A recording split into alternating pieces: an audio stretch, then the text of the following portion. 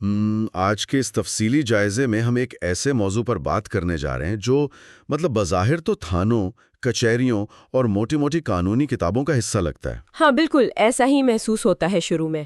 لیکن حقیقت میں اس کا تعلق سیدھا سڑک پر چلتے یا گھر میں بیٹھے ہر عام انسان سے ہے۔ آج ہمارے پاس جو معلومات کا خزانہ ہے وہ ضابطہ فوجداری یعنی کوڈ آف کرمنل پروسیجر 1898 کے حصہ پنجم کے باب 14 پر مبنی ہے۔ جی، جس میں خاص طور پر ہم دفعات 171 سے لے کر 176 تک کا باریک بینی سے جائزہ لیں گے۔ بالکل، اور یہ کوئی خشک قانونی لیکچر نہیں ہونے والا۔ ہمارا مشن دراصل یہ سمجھنا ہے کہ جب کوئی جرم ہوتا ہے تو پولیس کی تفتیش کاغذات پر کیسے کام کرتی ہے اور پولیس کے پاس اصل میں کیا اختیارات ہیں۔ اور سب سے اہم بات یہ کہ اس پورے نظام میں ایک عام شہری کو کیا تحفظات حاصل ہیں۔ چلیں اس کی تفصیلات کو کھولتے ہیں اور دیکھتے ہیں کہ ایک صدی سے بھی پرانا یہ قانون آج کے جدید دور میں کس طرح ہماری رہنمائی کر رہا ہے۔ دیکھیں نا، یہ 1898 کا جو حوالہ ہے یہ ذہن میں رکھنا بہت ضروری ہے۔ ہم ایک ایسے قانون کو ڈی کوڈ کر رہے ہیں جسے برطانوی دور میں اس وقت کے حالات کو دیکھ کر بنایا گیا تھا۔ 100 سال سے بھی زیادہ پرانی بات ہے۔ جی، لیکن اس کی بنیاد اتنی مضبوط رکھی گئی کہ یہ آج بھی ہمارے تفتیشی نظام کا سب سے اہم ستون ہے۔ اس باب کا بنیادی فلسفہ صرف پولیس کو اختیار دینا نہیں ہے بلکہ اس اختیار پر ایک چیک رکھنا بھی ہے، یعنی ریاستی طاقت اور شہری کی آزادی کے درمیان ایک لکیر کھینچنا۔ بالکل، تفتیش کیسے ہوگی، گواہوں کے ساتھ کیا سلوک ہوگا، اور سب سے بڑھ کر یہ کہ جب معاملات الجھیں تو سچائی تک کیسے پہنچا جائے، یہ سب اس میں درج ہے۔ اچھا، اسی توازن کو سمجھنے کے لیے ہم ایسا کرتے ہیں کہ ایک خیالی منظرنامہ یعنی ایک ہائپوتھیٹیکل صورتحال بناتے ہیں تاکہ سننے والوں کے لیے یہ ساری قانونی زبان ایک کہانی کی طرح واضح ہو جائے۔ ہاں، یہ طریقہ زیادہ بہتر رہے گا۔ تو فرض کریں کہ ایک محلے میں رات کے وقت کسی دکان کا تالا ٹوٹتا ہے یا کوئی چوری ہوتی ہے اور ایک پڑوسی اپنی بالکنی سے یہ سب دیکھ لیتا ہے۔ اب پولیس موقع پر پہنچتی ہے۔ صحیح۔ عام طور پر ہمارے معاشرے میں ایک بڑا خوف پایا جاتا ہے کہ بھئی اگر پولیس کو کچھ بتایا تو وہ آپ کو گواہ بنا کر اپنی گاڑی میں ڈالیں گے اور تھانے یا کچہری کے چکر لگوائیں گے۔ جو یہ تاثر بہت عام ہے اور لوگ اسی لیے کتراتے ہیں۔ لیکن دفعہ 171 کو پڑھ کر مجھے حیرت ہوئی کہ حقیقت تو بالکل اس کے برعکس ہے۔ قانون واضح طور پر کہتا ہے کہ پولیس کسی بھی شکایت کرندہ یا گواہ کو زبردستی اپنے ساتھ مجسٹریٹ کی عدالت تک لے جانے پر مجبور نہیں کر سکتی، اور اسے غیر ضروری حراست میں رکھنا تو دور کی بات ہے۔ بالکل۔ تو یہ حق دیا گیا ہے شہریوں کو۔ اصل میں قانون سازوں کی منطق یہاں بہت واضح تھی۔ اگر تفتیش کے نام پر ایک عام شہری کو جو محض سچائی بتانے کے لیے آگے آیا ہے اسے ہراساں کیا جائے گا یا مجرموں کی طرح رویہ رکھا جائے گا تو کوئی بھی گواہی نہیں دے گا۔ بالکل، معاشرے میں کوئی بھی شخص کسی واقعے کا چشمدید گواہ بننے کے لیے تیار ہی نہیں ہوگا۔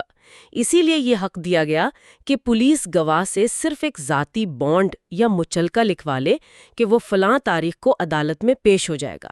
یعنی گواہ اپنا روزمرہ کا کام جاری رکھ سکتا ہے، اسے تھانے میں بٹھا کر رکھنے کا کوئی جواز نہیں۔ جی ہاں، بالکل۔ لیکن اس میں ایک دلچسپ پہلو یہ بھی ہے کہ قانون اندھا نہیں ہے۔ فرض کریں کہ وہ پڑوسی جس نے چوری دیکھی تھی وہ بعد میں کسی دباؤ میں آ کر یا محض سستی کی وجہ سے عدالت جانے سے انکار کر دے، اچھا، یا وہ بانڈ بھرنے سے ہی منع کر دے کہ میرا اس معاملے سے کوئی لینا دینا نہیں، تو کیا تب بھی پولیس ہاتھ پر ہاتھ دھرے بیٹھی رہے گی؟ نہیں، وہاں قانون پولیس کو ایک خاص اختیار دیتا ہے۔ اگر کوئی گواہ واقعی نظام کا مذاق اڑانے کی کوشش کرے یا عدالتی کارروائی کا حصہ بننے سے صاف انکار کر دے تو تفتیشی افسر کے پاس اختیار ہے کہ وہ اس شخص کو حراست میں لے کر سیدھا مجسٹریٹ کے سامنے پیش کرے۔ اوہ، تو یہ استثناء موجود ہے۔ جی، اور پھر یہ میجسٹریٹ کا فیصلہ ہوتا ہے کہ وہ اسے اس وقت تک حراست میں رکھے جب تک کہ وہ بانڈ نہ بھر دے یا جب تک اس کیس کی سماعت مکمل نہ ہو جائے۔ صحیح۔ یہ استثناء اس لیے رکھا گیا ہے تاکہ کوئی انتہائی اہم گواہ جس کی گواہی پر پورے کیس کا دارومدار ہو وہ تفتیش کو سبوتاج نہ کر سکے۔ تو گویا گواہ ہونے کی حیثیت سے عزت دی جا رہی ہے، لیکن اس کا ناجائز فائدہ اٹھا کر انصاف کا راستہ نہیں روکا جا سکتا۔ بالکل درست۔ اب اسی چوری کی تفتیش کو آگے بڑھاتے ہیں۔ پولیس نے گواہ کا بیان لے لیا، جائے وقوع کا معائنہ کر لیا۔ اب یہ سارا ریکارڈ کہاں جا رہا ہے؟ ہم گفتگو میں اکثر ضمنی کا لفظ سنتے ہیں کہ پولیس نے ضمنی میں یہ لکھ دیا۔ ہاں، یہ لفظ بہت استعمال ہوتا ہے۔ قانون کی دفعہ 172 کے تحت یہ پولیس ڈائری کیا چیز ہے؟ یہاں جو بات سب سے زیادہ حیران کن ہے وہ یہ ہے کہ ہر تفتیشی آفیسر کے لیے یہ قانوناً لازمی ہے کہ وہ روزانہ کی بنیاد پر اپنی تفتیش کی ایک مکمل ڈائری لکھے۔ روزانہ کی بنیاد پر؟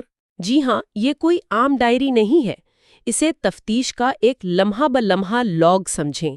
اس ڈائری میں وقت، جگہ اور تفتیش کے دوران سامنے آنے والے حقائق درج ہوتے ہیں۔ یعنی سب کچھ بتانا ہوتا ہے؟ بالکل، افسر کو بتانا ہوتا ہے کہ اسے اطلاع کس وقت ملی، اس نے تفتیش کس وقت شروع کی، وہ کس وقت کس جگہ موجود تھا اور اس نے کیا کیا معلومات اکٹھی کی۔ یہ افسر کی کارکردگی کا ایک ایکس رے ہوتا ہے۔ یہ تو کسی فلم میں دکھائے جانے والے سراغ رساں کی لاگ بک جیسا لگ رہا ہے، لیکن اس ڈائری کے حوالے سے ایک بہت بڑی غلط فہمی پائی جاتی ہے۔ وہ کیا؟ اکثر سمجھا جاتا ہے کہ پولیس نے اگر اپنی ڈائری میں کسی کو مجرم لکھ دیا تو بس وہ عدالت میں ثبوت بن جائے گا، لیکن دفعہ 172 واضح کرتی ہے کہ یہ ڈائری عدالت میں حتمی ثبوت کے طور پر استعمال نہیں ہو سکتی۔ جی بالکل۔ مجرم کو سزا دلوانے کے لیے پولیس ڈائری کافی نہیں ہے، اس کی کیا وجہ ہے؟ اس کے پیچھے ایک بہت بڑی جمہوری اور قانونی سوچ کار فرما ہے۔ دیکھیں، اگر پولیس کی لکھی ہوئی ڈائری کو ہی ٹھوس ثبوت مان لیا جاتا تو سوچیں کہ کتنا بڑا ظلم ہو سکتا تھا۔ ظاہر ہے کوئی بھی کرپٹ آفیسر کمرے میں بیٹھ کر اپنی ڈائری میں ایک فرضی کہانی گھڑتا۔ بالکل، اور کسی بھی بے گناہ کو سزا دلوا دیتا۔ قانون اس خطرے کو بھانپتے ہوئے کہتا ہے کہ عدالت اس ڈائری کو منگوا سکتی ہے، اسے پڑھ سکتی ہے، لیکن صرف اپنی رہنمائی کے لیے، صرف یہ دیکھنے کے لیے کہ پولیس تفتیش میں کس طرف جا رہی ہے۔ جی، عدالت اس میں لکھی باتوں پر آنکھیں بند کر کے فیصلہ نہیں سنا سکتی۔ اور میرا خیال ہے اسی لیے ملزم کو بھی یہ ڈائری دیکھنے کا حق نہیں دیا گیا۔ ایک طرف پولیس ڈائری کو ثبوت نہیں مانا جا رہا تو دوسری طرف ملزم کا وکیل بھی یہ مطالبہ نہیں کر سکتا کہ مجھے دکھاؤ پولیس نے ڈائری میں کیا لکھا ہے۔ ہاں، یہ تو تاش کے کھیل جیسا ہو گیا نا کہ آپ مخالف کو اپنے پتے نہیں دکھا سکتے۔ بالکل، البتہ قانون شہادت کے حوالے سے ایک معمولی سی گنجائش موجود ہے۔ ہی کے دوران کوئی پرانی بات یاد کرنے کے لیے اپنی ڈائری کھولتا ہے تو پھر مخالف وکیل اس مخصوص حصے کو دیکھ کر اس پر سوال اٹھا سکتا ہے۔ بہرحال یہ ایک بہت متوازن نظام ہے۔ اور یہ توازن صرف ڈائری تک محدود نہیں ہے بلکہ وقت کی پابندی پر بھی لاگو ہوتا ہے۔ عام طور پر ایک تاثر ہے کہ ہمارے ہاں پولیس کی تفتیش مہینوں اور سالوں چلتی رہتی ہے۔ ہاں، اور کسی کو پرواہ نہیں ہوتی۔ لیکن جب ہم دفعہ 173 کو دیکھتے ہیں تو کہانی کچھ اور ہی نظر آتی ہے۔ قانون واضح طور پر کہتا ہے کہ تفتیش بغیر کسی غیر ضروری تاخیر کے مکمل ہونی چاہیے۔ یہاں آ کر بات واقعی بہت دلچسپ ہو جاتی ہے، کیونکہ قانون میں اس بغیر کسی تاخیر کی باقاعدہ ایک حد مقرر کی گئی ہے۔ دفعہ 173 کے تحت پولیس کو اپنی تفتیش مکمل کر کے ایک رپورٹ، جسے ہم عام زبان میں چالان کہتے ہیں، پبلک پروسیکیوٹر کے ذریعے میجسٹریٹ کو بھیجنی ہوتی ہے۔ جی بالکل۔ اور اس کے لیے جو وقت دیا گیا ہے وہ محض 14 دن ہے۔ اب میں جب یہ پڑھ رہا تھا تو میرے ذہن میں فوراً یہ سوال آیا کہ ایک پیچیدہ کیس جس میں فورینزک لیبارٹری سے رپورٹس آنی ہو، گواہوں کو ڈھونڈنا ہو، کیا اس کے لیے 14 دن کا وقت حد سے زیادہ کم نہیں ہے؟ عملی طور پر تو یہ ناممکن سا لگتا ہے۔ ہاں، تو یہ کیسے ہوتا ہے؟ یہ سوال بہت منطقی ہے اور حقیقت بھی یہی ہے کہ جدید دور کی پیچیدہ تحقیق میں 14 دن کم پڑ جاتے ہیں، لیکن یہ مدت مقرر کرنے کا مقصد یہ تھا کہ ملزمان کو بغیر ٹرائل کے لامحدود عرصے تک جیلوں میں نہ رکھا جائے۔ یعنی نظام کو حرکت میں رکھنا مقصود تھا۔ بالکل، اور اگر 14 دن میں تحقیق مکمل نہ ہو تو قانون نے اس کا بھی ایک راستہ نکالا ہے۔ پولیس کو اگلے 3 دن کے اندر ایک عبوری رپورٹ یعنی انٹرم رپورٹ پیش کرنی ہوتی ہے۔ اچھا، 3 دن کے اندر؟ جی، اس رپورٹ میں وہ عدالت کو بتاتے ہیں کہ تحقیق ابھی جاری ہے، لیکن اب تک کے جو شواہد ملے ہیں وہ یہ ہیں۔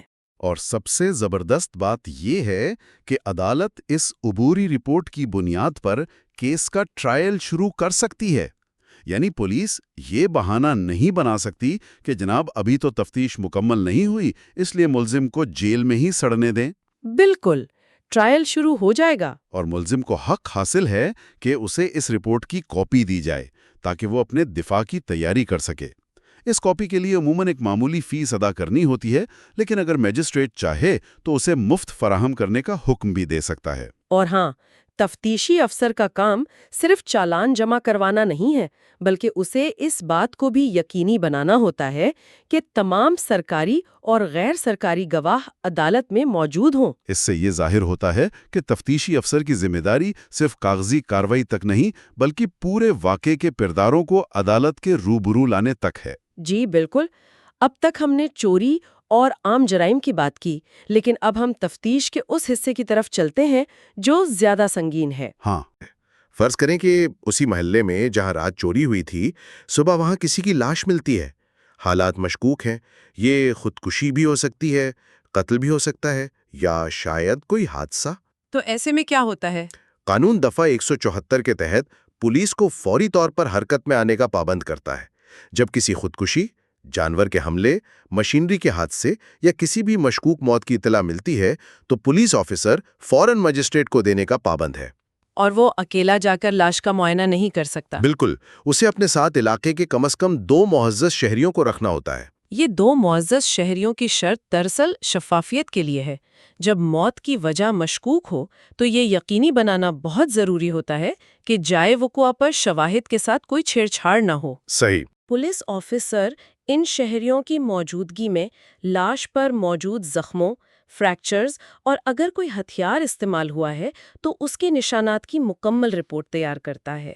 یعنی یہ رپورٹ صرف پولیس کا بیان نہیں ہوتی؟ جی نہیں، بلکہ اس پر ان موجود شہریوں کے دستخط بھی ہوتے ہیں جو اس بات کی تصدیق کرتے ہیں کہ انہوں نے وہی کچھ دیکھا جو رپورٹ میں لکھا گیا ہے۔ یہ شفافیت کا ایک بہترین اور پرانا طریقہ ہے، لیکن دفعہ 174 پڑھتے ہوئے مجھے ایک ایسی چیز ملی جو پڑھ کر مجھے اس دور کی یاد آ گئی جب یہ قانون لکھا گیا تھا۔ اچھا، وہ کیا؟ اس میں واضح طور پر لکھا ہے کہ اگر موت کی وجہ پر کوئی شک ہو تو لاش کو قریبی سول سرجن کو بھیجا جائے، لیکن ساتھ ہی ایک عجیب سی شرط ہے کہ بشرطے کہ موسم کی حالت اور فاصلہ اس بات کی اجازت دیں کہ راستے میں لاش خراب نہ ہو جائے۔ ہاں، یہ واقعی دلچسپ ہے۔ یہ واقعی اس وقت کی عملی مشکلات کو ظاہر کرتا ہے۔ قانون میں پوٹریفیکشن یعنی لاش کے گلنے سڑنے کا ذکر ہے۔ آج کے دور میں جہاں ہمارے پاس ایمبولینسز، ریفریجریشن اور ایئر کنڈیشنڈ گاڑیاں موجود ہیں، یہ شک شاید اتنی متعلقہ نہ لگے، لیکن اس وقت کے حساب سے یہ ایک انتہائی حقیقت پسندانہ اصول تھا۔ بالکل۔ اور موت کی وجہ جاننے کے لیے دفعہ 175 پولیس کو یہ طاقت دیتی ہے کہ وہ کسی بھی شخص کو جو اس واقعے کے بارے میں معلومات رکھتا ہو طلب کر سکتی ہے۔ اور اس شخص کو پیش ہونا پڑتا ہے اور سچ بولنا پڑتا ہے۔ جی، البتہ ایک استثناء ہے کہ اگر سچ بولنے سے اس پر خود کوئی مجرمانہ الزام لگ جائے تو وہ خاموش رہ سکتا ہے۔ تو اس سب کا اصل مطلب کیا ہے؟ ہم نے مشکوک اموات کی بات کی، لیکن اسی قانون کے اندر ایک اور دفعہ شامل کی گئی ہے جس کا نمبر 174A ہے۔ جی، یہ دفعہ ایک خاص قسم کے جرم پر توجہ دیتی ہے، جیسے آگ، کیمیکل یا تیزاب سے جھلسنے کے کیسز۔ یہ بات سوچنے پر مجبور کرتی ہے کہ قانون کو ایک پورے باب میں صرف ایک مخصوص طریقے کی چوٹ یا موت پر اتنی سخت ہدایات کیوں دینی پڑے؟ اس کی وجہ معاشرتی تلخ حقائق ہیں۔ تاریخ میں اور آج بھی گھریلو تشدد اور تیزاب گردی کے ایسے بہت سے واقعات ہوتے ہیں جنہیں حادثے کا رنگ دے دیا جاتا ہے۔ ہاں، اکثر سنا جاتا ہے کہ چولہا پھٹ گیا۔ بالکل، چولہا پھٹ گیا یا اسٹوو سے آگ لگ گئی جیسے بہانے بہت عام ہیں۔ قانون نے اس مخصوص پیٹرن کو پہچانا اور اس کے لیے انتہائی سخت اور فوری اقدامات وضع کیے ہیں۔ اگر کوئی شخص آگ یا تیزاب سے بری طرح جھلس کر ہسپتال لایا جاتا ہے تو ڈیوٹی پر موجود میڈیکل آفیسر یا متعلقہ پولیس کے لیے ضروری ہے کہ وہ فوری طور پر قریبی میجسٹریٹ کو بلائیں۔ اور یہاں وقت کی دوڑ شروع ہو جاتی ہے۔ میڈیکل آفیسر فوری طور پر زخمی کا بیان ریکارڈ کرے گا، اور اگر زخمی بولنے کے قابل ہو تو میجسٹریٹ بھی بیان ریکارڈ کرے گا۔ اور اس میں یہ تسلی کرنا لازمی ہے کہ زخمی پر کوئی دباؤ، خوف یا دھمکی تو نہیں۔ جی بالکل۔ اگر وہ شخص وفات پا جائے تو یہی بیان مرنے سے پہلے کا بیان یعنی ڈائنگ ڈکلیریشن تصور ہوتا ہے، اور ہم جانتے ہیں کہ قانونی دنیا میں مرتے ہوئے شخص کے بیان کی کیا اہمیت ہوتی ہے۔ اسے سرب مہر لفافے میں سیدھا عدالت کو بھیجا جاتا ہے تاکہ اس میں کوئی خرد برد نہ ہو سکے۔ ڈینگ ڈکلیریشن کی بنیاد ہی اس یقین پر رکھی گئی ہے کہ مرتا ہوا شخص اپنے خالق سے ملنے سے پہلے جھوٹ نہیں بولے گا، اس لیے اسے ایک بہت مضبوط ثبوت مانا جاتا ہے۔ صحیح۔ لیکن قانون صرف عام شہریوں کے جرائم پر ہی نظر نہیں رکھتا۔ جو سب سے اہم اور حساس حصہ اس باب کا ہے وہ اس وقت حرکت میں آتا ہے جب محافظ خود ملزم بن جائیں۔ آپ نے بالکل صحیح رخ پکڑا۔ ہم اس تفصیلی جائزے کے سب سے سنسنی خیز حصے کی طرف آ رہے ہیں، جو کہ دفعہ 176 ہے۔ کیا ہوتا ہے جب کوئی شخص پولیس کی حراست میں ہی مر جائے؟ ہم نے اپنے ہائپوتھیٹیکل سینیریو میں جس چوری کی بات کی تھی، فرض کریں کہ اس میں کوئی ملزم پکڑا جاتا ہے اور 2 دن بعد تھانے کے لاک اپ میں اس کی موت ہو جاتی ہے۔ تو ظاہر ہے پولیس تو کہے گی کہ اسے دل کا دورہ پڑا ہے۔ بالکل۔ اگر تفتیش بھی پولیس نے ہی کرنی ہو تو پھر انصاف کی امید کیسے رکھی جا سکتی ہے؟ اگر ہم اسے وسیع تر تناظر میں دیکھیں تو یہ ریاست کے لیے ایک بہت بڑا امتحان ہوتا ہے، اور قانون یہاں پولیس کی کسی بھی داخلی تفتیش پر انحصار نہیں کرتا۔ یعنی وہ خود اپنی تفتیش نہیں کر سکتے؟ جی، دفعہ 176 کے تحت جب پولیس حراست میں موت واقع ہوتی ہے تو قریبی میجسٹریٹ کے لیے انکوائری کرنا لازمی ہو جاتا ہے۔ یہاں صوابدید نہیں ہے کہ میجسٹریٹ کا موڈ ہوا تو کر لی۔ قانون اسے پابند کرتا ہے۔ بالکل، قانون اسے پابند کرتا ہے کہ وہ خود اس معاملے کی چھان بین کرے۔ اس دوران میجسٹریٹ کے پاس وہ تمام اختیارات ہوتے ہیں جو کسی بھی جرم کی انکوائری میں ہوتے ہیں۔ وہ تھانے کا ریکارڈ قبضے میں لے سکتا ہے، پولیس والوں کو سمن کر سکتا ہے اور غیر جانبدارانہ شواہد اکٹھے کر سکتا ہے۔ اور اسی دفعہ میں میجسٹریٹ کو ایک اور ایسا اختیار دیا گیا ہے جو اس بات کا ثبوت ہے کہ سچائی کو زمین میں دبایا نہیں جا سکتا۔ ہم بات کر رہے ہیں قبر کشائی یعنی ڈس انٹرمنٹ کی۔ ہاں، یہ ایک بہت بڑا اختیار ہے۔ اگر کوئی شخص دفن ہو چکا ہے اور بعد میں حالات ایسے بنتے ہیں یا شک پیدا ہوتا ہے کہ اس کی موت پولیس تشدد سے ہوئی تھی یا اس میں کوئی اور مجرمانہ پہلو تھا، تو میجسٹریٹ کے پاس یہ اختیار موجود ہے کہ وہ موت کی اصل وجہ جاننے کے لیے لاش کو قبر سے نکالنے کا باقاعدہ حکم دے سکے۔ لاش کو نکال کر دوبارہ پوسٹ مارٹم اور فورینزک تجزیہ کیا جا سکتا ہے۔ یہ طاقت اس بات کو یقینی بناتی ہے کہ اگر کوئی لاش کو دفنا کر شواہد مٹانے کی کوشش بھی کرے تو قانون کے ہاتھ وہاں تک پہنچ سکتے ہیں۔ جی، یہ ایک بہت سخت لیکن ضروری اقدام ہے۔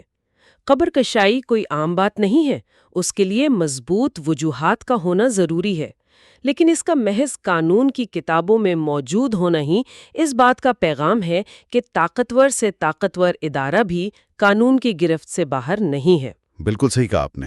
ہم نے اس پورے باب میں یہی دیکھا ہے کہ نظام ایک توازن پیدا کرنے کی کوشش کر رہا ہے۔ گواہوں کی عزت نفس، پولیس کی روزمرہ کی ڈائری کا چیک اینڈ بیلنس، تفتیش کو 14 دن میں مکمل کرنے کا دباؤ، اور پھر مشکوکہ یا حراستی اموات کی صورت میں مجسٹریٹ کا بااختیار ہونا۔ ان تمام باتوں کو ایک جگہ سمیٹیں تو یہ بات کھل کر سامنے آتی ہے کہ ضابطۂ فوجداری صرف مجرموں کو سزائیں دینے کا نام نہیں ہے، یہ ایک مکمل ڈھانچہ ہے جو اس بات کو یقینی بناتا ہے کہ تفتیش کے نام پر کسی کے ساتھ زیادتی نہ ہو اور کوئی بے گناہ نہ پھنسے۔ جی، سننے والوں کے لیے ان قوانین کو جاننا اس لیے بھی انتہائی ضروری ہے کہ انہیں معلوم ہو کہ ان کے حقوق کیا ہیں۔ اگر وہ کبھی کسی واقعے کے گواہ بنے یا خدا نخواستہ کسی کے ساتھ کوئی حادثہ پیش آئے تو وہ سمجھ سکیں کہ پولیس کا اصل اختیار کہاں سے شروع ہوتا ہے اور کہاں ختم ہوتا ہے۔ آگاہی ہی دراصل تحفظ کی پہلی سیڑھی ہے۔ اس ساری گفتگو کے بعد اس سے ایک انتہائی اہم سوال پیدا ہوتا ہے جس پر لوگوں کو ضرور سوچنا چاہیے۔ وہ کیا؟ ہم نے دیکھا کہ یہ قانون 1898 میں لکھا گیا تھا۔ اس دور میں تفتیشی آفیسر کے لیے ضروری تھا کہ وہ گھنٹے گھنٹے کی کارروائی اپنے ہاتھ سے قلم اور کاغذ والی پولیس ڈائری میں لکھے، کیونکہ وہ دور بیل گاڑیوں اور طویل مسافتوں کا تھا۔ بالکل، لیکن آج ہم 21ویں صدی کے وسط میں کھڑے ہیں۔ ہمارے پاس باڈی کیمز ہیں، لائیو لوکیشن اور GPS ٹریکنگ ہے، اور ہر چیز کا ڈیجیٹل کلاؤڈ پر ریکارڈ موجود ہے۔ ہاں، یہ تو ہے۔ اگر کوئی سوچے تو کیا مستقبل قریب میں اس پولیس ڈائری کا تصور ایک کاغذ کے بجائے مکمل ڈیجیٹل ریکارڈ میں تبدیل نہیں ہو جانا چاہیے؟ یعنی وہ روایتی ضمنی لکھنے کی ضرورت ہی نہ رہے۔ جی، جہاں ایک پولیس آفیسر کے باڈی کیم کی فوٹیج اور اس کی لوکیشن ہسٹری خود بخود ایک ایسے کلاؤڈ پر محفوظ ہوتی جائے جسے کوئی تبدیل نہ کر سکے۔ کیا ہم ٹیکنالوجی کا استعمال کر کے ان 100 سال پرانے قوانین کے مقاصد یعنی شفافیت اور احتساب کو مزید بہتر طریقے سے حاصل نہیں کر سکتے؟ یہ ایک زبردست سوچ ہے۔ ذرا تصور کریں ایک ایسا ڈیجیٹل نظام جہاں کوئی صفحہ پھاڑا نہ جا سکے اور کوئی تحریر بدلی نہ جا سکے۔ بالکل، شواہد بالکل محفوظ رہیں۔ شاید 1898 کے قانون ساز آج کی ٹیکنالوجی دیکھ کر حیران رہ جاتے، لیکن ان کا جو بنیادی مقصد تھا یعنی شفافیت، وہ یقینی طور پر اس جدید طریقے سے پوری طرح حاصل ہو سکتا ہے۔ علم کے اس دلچسپ اور معلوماتی سفر میں ہمارے ساتھ شامل ہونے کا بہت شکریہ۔ شکریہ۔ امید ہے اس تفصیلی جائزے سے اس پیچیدہ قانونی نظام کو سمجھنے میں مدد ملی ہوگی اور اس پر غور کرنے کے نئے زاویے ملے ہوں گے۔ خدا حافظ۔ You are watching Legal Gupshup and GK with MD, your source for legal, historical, and breaking news. Don't forget to like, subscribe, and share for more informative content.